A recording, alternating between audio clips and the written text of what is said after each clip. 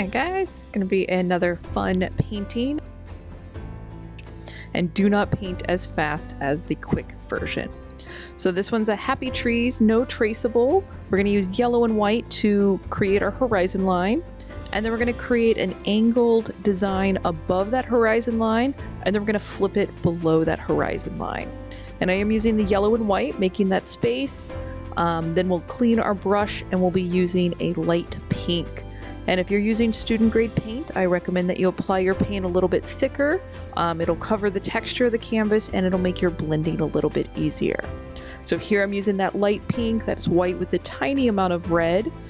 You can overlap your yellow. It may create a kind of a really pretty orange color, or you can kind of buffer your area and not have them overlap. Totally your call. You also have full permission to switch out colors if you want to use something different. So now we're making that light blue. We're going to be basically filling in the remaining space of the canvas. Same thing, you can overlap this with a little bit of that pink and create a slight purple, and just apply your paint thicker to make it easier to blend. Now we will be using this shade of blue and going over that full horizon line by the time we get to the next step. And as you're mixing your colors, if you have to mix a second or third time and maybe it's lighter or darker, totally okay. Just embrace that. I'm really glad that you are just taking time out of your day, getting creative, spending some time with yourself, and transforming this canvas into something you created. I am very proud of you. All right, so pause the video, take your progress photo. I did let this dry and we're moving into a light gray. We're going to reapply that horizon line and then we're going to start putting some mountains in there. And as you go through this video, do not paint as fast as the video. Take your time and you're going to be strengthening your power of observation. I want you just to see where I place that, mimic it to the best of your ability on your canvas. Feel free to make any changes that you are inclined to make and just have fun while you're painting.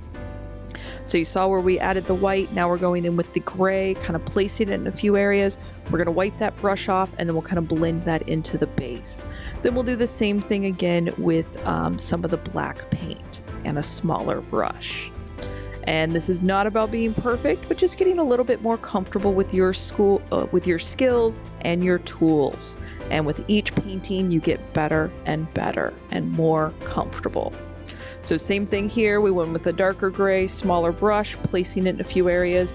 If you need to wipe that brush off, and you can go back and kind of squish it in. Then we're gonna add a little bit of shading and some trees, some foliage on our horizon line. So still using that medium flat brush and black paint now, a lot bolder. And these are just little daubs. They don't have to be perfect. It's just the illusion that we've got some trees in that horizon line. Pause the video, take your progress photo. We're going to move into green next, and that is yellow and green. Your call, how yellow or how green. If you don't have green, you can make your own by mixing yellow and blue. And we're going to put some of our land shapes on here because below the horizon line, that is going to be our water area. And then we're going to have our happy trees coming out from these little islands. And like I said earlier, if you're mixing your color and maybe one time it's more green, the other time it's more yellow, just embrace that. That's okay.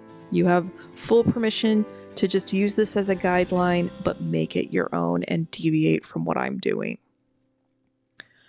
All right, and if you're on a stretched canvas, I do recommend carrying these colors around the edges. It just looks nice. If you're on a flat panel or paper, just disregard what I just said. All right, so another place to pause the video, take your progress photo. We're gonna move into black paint. We're using that small pointy brush and we're gonna put some tree trunks back on that foliage area at the horizon line. And then we'll just do little dots for the branches on the tree. They do not have to be perfect, just a little hint. And our brain is gonna go, yep, those are trees back there by the horizon line. We will get a little bit more specific with our tree application when we move into the foreground and move into the bigger trees. All right, doing a great job. Remember to breathe and do not paint as fast as the video. All right, so moving back up to that big brush, we're still using the black paint. We're gonna put our tree trunks in, and you are more than welcome to paint as many or as few trees as you want in your composition. You don't have to do exactly what I'm doing. So once we've got those tree trunks on there, I'm still using that same brush, but kind of using the corner of it as I start on that top area. And these are going to be smaller branches kind of flaring out, and then they're going to get bigger and wider as you get towards the base of the tree, towards the bottom of where the tree is coming out of the ground. Take note of how often I'm going back and grabbing more paint. This is not a race, so take your time. And it doesn't have to look perfect. I want you to do 3 or 4 trees and then take a break and get out of your chair, step back about 5 or 10 feet and look at it from a distance. And they will tend to look a bit more like a tree or a forest area from that distance compared to how close you are when you paint it. When you're looking at it from that distance, if you go, oh, I need a little bit more foliage here, go back and apply that. Use that distance as your kind of communication of how your painting's coming along and the places you might need to add or change things. Trust your instincts. All right, so getting those trees on the left-hand side, and then we do have a few more in the foreground that we'll be adding, so this is all great practice. And I do recommend that you do this painting a couple of times. Maybe in a month from now, do it again. In a year from now, do it again. And it's one of the times that you can see how much you've grown from today's painting to when you paint it in the future. And that's a really satisfying thing to do, and it's a good motivating factor to keep you painting and keep trying new things. Because it's not about being perfect, but it's about just getting more comfortable, maybe taking a break from your stressful life and doing something creative. But it's about you spending time with you and transforming this blank surface. All right, so now we're going back in with that brush. We're using some horizontal lines in our water area, and this would indicate that we have a reflection of the trees and the grass and the foliage and the sky on our water. So just getting some of those lines, again, strengthening your power of observation as you watch where I place something and then mimicking that to the best of your ability. Now we're going back to that green, and that is the yellow and green combo. Adding a little bit more to the islands. You can add some raw sienna and green. It makes it a little bit earthier, but it's going to be a similar application that we did to the trees. So holding that brush perpendicular, kind of tapping it on there, creating this foliage space, and then we'll be applying some more colors on top of it. So layering acrylic paint is a really nice thing about creating depth in your paintings. So now we're going to a green and black mixture, heavier on the green compared to the black. Same thing, getting a shadow element in there for the foliage, tapping, holding that brush perpendicular, tapping to the canvas, twirling the brush, tapping again, and it creates just a really nice texture on your painting. All right, so same thing, clean that brush. We're gonna go back to yellow-green with more yellow. We're going a little bit lighter. And again, just by applying that, you can see how much that lighter color pops forward and the darker colors kind of push back. Again, a little bit more noticeable when you look at your painting from that distance.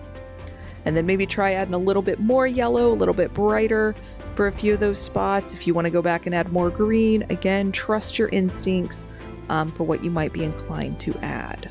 And here I'm making my own green by adding a little bit of the yellow and the blue. And now going back into the trees, we're leaving that black that we put on the base, but same application and just getting some greenery on the trees. And this is giving us some nice depth by putting it on top of the black. We're going to do this again later on towards the end of the painting with a lighter color, and that gives us again more depth. So as you are painting this, you are a magician creating the illusion of a 3D image on a flat 2D surface. And by doing these layers and going dark to medium to light, that's what's creating that illusion. All right, so pause the video, clean your brush, take your progress photos. We're gonna go in with a light blue, and that is white and blue, and going to our water area and doing these horizontal lines. And as you do these lines, I want you going over all the colors from where the water is. And by going over the shadow elements, going over the reflections of the sky and the tree, that's what's creating the illusion and giving the distinction that this is water and that the top part of the canvas is the sky. Another good thing to look at your painting from a distance. So we've done this with the light blue. I just now did it with the white, and now we're going back in with the blue. So feel free to kind of switch between all three of those shades of blue as you're putting your water ripple lines in your water. You can have a bit of movement to these lines. I personally like a calm water, so that's why mine are pretty horizontal. But if you want a little more movement in your water, you can kind of wiggle your brush and make a bit more movement. Totally your call for making that. All right, so clean that brush, go back and add a few more highlights. We are in the home stretch of today's painting. And like I said, this is a time-lapse version. If you prefer the real-time version, check out my website and my Patreon page. So now going back to that foliage with a little bit more of the yellow compared to green, going back into those trees for a few highlights, down to the foliage on the ground. Trust your instincts on where you might want to apply this. And the more that you trust your instincts, the more they're going to show up for you, and the easier it is to trust them. So going in, same thing on the foliage. You can add some raw sienna, makes it a bit earthy. Anything that you might want to add, if you want to go in with more green, if you want to put a little fisherman silhouette on there, if you want to put a fish jumping out or birds in the sky, anything you might want to do to your painting. So last step, going in with that white for those water lines. And again, it just kind of gives one more pop. That pure white, that pigment on there kind of jumps forward where the other colors will push back a little bit more. So thank you guys so much for getting creative and taking time out of your day to have fun.